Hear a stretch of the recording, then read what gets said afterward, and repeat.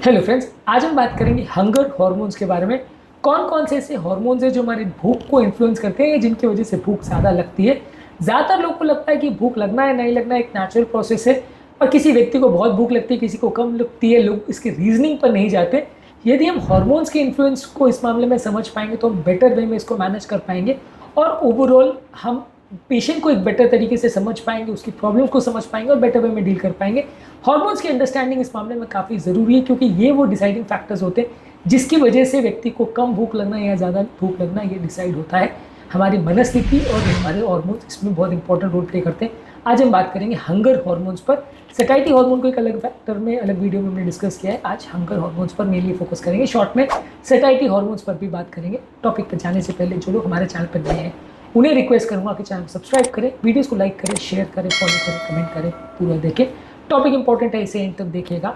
चलिए शुरू करते हैं। सबसे पहले सबसे इंपॉर्टेंट हार्मोन है ग्रेलिन, यानी हंगर हार्मोन।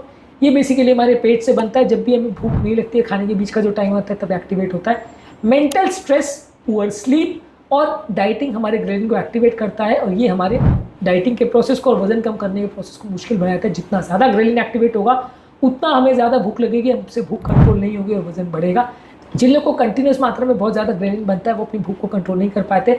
जब कभी भी आपको भूख ज़्यादा लग रही है तो मान के चलिए कि कुछ ना कुछ इसमें ग्रेलिन का रोल है। ग्रेलिन का इंपॉर्टेंट रोल होता है जो कि हमें भूख लगवाता है, ब्रेन को इन्फ्लुएंस करता है, जिसकी वजह से हमको ज़्यादा खाना खाने की इच्छा होती है।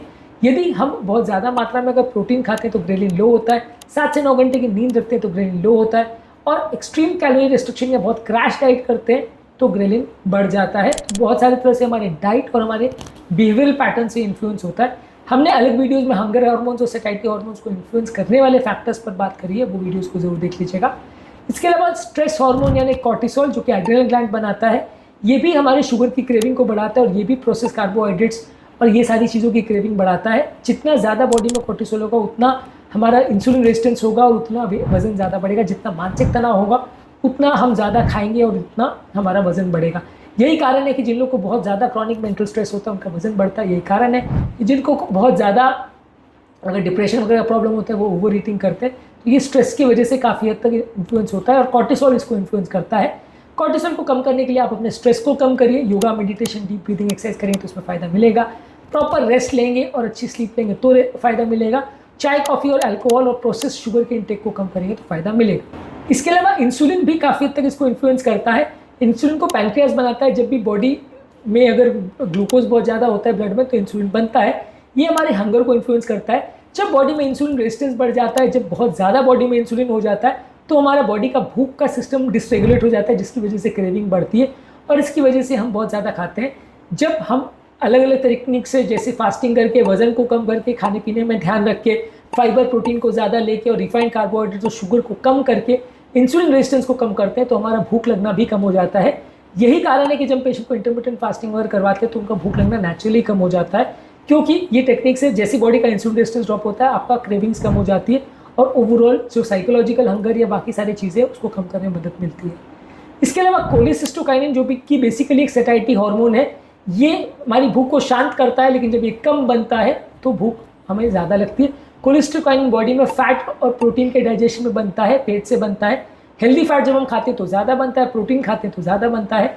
जब हम नहीं खाते हैं या अनहेल्दी प्रोसेस फूड खाते हैं तो ये कम बनता है, तो हमारी हंगर हार्मोन्स एक्टिवेट हो जाती है। पेप्टाइड वाई भी इसी तरह से एक सैटिस्फैक्टरी हार्मोन है, जो कि हाई प्रोटीन डाइट खाने से, फाइबर खाने से बढ़ता है और अल्ट्रा प्रोसेस फूड खाने से कम होता है। ये भी हमारी भूख को शांत करने में मदद करता है। जब ये कम हो जाता है तो भूख बढ़ जाती है, तो ये भी हमारे डाइटरी पैटर्न को इन्फ्लुएंस करता है। किसी की बॉडी में अगर ये कोलेसिस्टोकाइनिन या पेप्टाइड वाई की अगर कमी हो जाए या लेप्टिन की अगर रेजिस्टेंस हो जाए, ये काम नहीं कर पाए, बने कम, तो वैसे व्यक्ति को भूख ज़्यादा लगेगी। इसी तरह से जो लेप्टिन हार्मोन है वो बॉडी का सबसे इंपॉर्टेंट सैटिस्फैक्टरी हार्मोन है, सबसे इंपॉर्टेंट फुलनेस हार्मोन है। ये जब बॉडी में जाता है तो हमारे ब्रेन को मैसेज जाता है कि खाना की और ज़रूरत नहीं है, और अगर ये बॉडी में कम होता है या इससे रेजिस्टेंस होता है, जिसे लेप्टिन रेजिस्टेंस बोलते हैं, तो इसकी वजह से हमें भूख ज़्यादा लगती है। तो किसी की बॉडी में अगर लेप्टिन प्रॉपर मात्रा में है तो भूख कम लगेगी, लेप्टिन कम हो रहा है, ये काम नहीं कर पा रहे तो भूख ज़्यादा लगेगी। जो लोग प्रोसेस फूड खाते हैं, रिफाइंड कार्बोहाइड्रेट्स खाते हैं, बिल्कुल एक्सरसाइज नहीं करते और प्रॉपर नींद नहीं होती, मानसिक तनाव ज़्यादा होता है, उनका लेप्टिन रेजिस्टेंस होने का चांस ज़्यादा है। इंसुलिन भी एज ए हार्मोन आपके लेप्टिन रेजिस्टेंस को इन्फ्लुएंस करता है, जिसकी वजह से जब लेप्टिन प्रॉपर काम नहीं करता है तो आपको ज़्यादा भूख लगती है, और ओवरऑल वजन बढ़ता है। तो बेसिकली जो सैटिस्फाइटी हार्मोन्स है जैसे लेप्टिन, पेप्टाइड वाई, कोलेसिस्टोकाइनिन और इंसुलिन, ये अगर प्रॉपर वे में काम करेंगे तो आपको भूख कम लगेगी और आपको वजन नहीं बढ़ेगा। और जो एक्चुअल हंगर हार्मोन्स है जैसे ग्रेलिन और कोर्टिसोल, ये अगर ज़्यादा रहेंगे तो हमें भूख ज़्यादा लगेगी और वजन ज़्यादा बढ़ेगा। वो कम हो जाएंगे तो भूख कम लगेगी। ये सारे हार्मोन्स आपस में काउंटर बैलेंस की तरह काम करते हैं। जो हंगर हार्मोन्स है और वो बढ़ जाएंगे तो भूख ज़्यादा लगेगी, सैटिस्फाइटी हार्मोन्स बढ़ जाएंगे तो भूख कम लगेगी। ये आपस में बैलेंस वर्क रहता है। नेचुरली हम अपने हंगर हार्मोन्स को कैसे कम कर सकते हैं? प्रोटीन ज़्यादा खाइए, हमारी सैटिस्फाइटी हार्मोन्स को एक्टिवेट करता है और ग्रेलिन को कम करता है।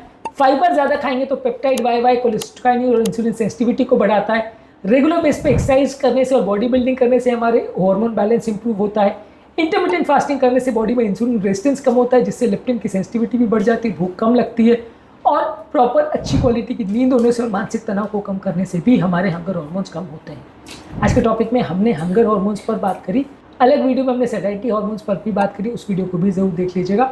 उम्मीद करूँगा कि आज के टॉपिक में कुछ नई बातें जानने को मिली होगी। जो लोग हमारे चैनल पर नए हैं, मैं रिक्वेस्ट करूँगा कि चैनल को सब्सक्राइब करें, वीडियोज़ को लाइक करें, शेयर करें, फॉलो करें, कमेंट करें पूरा।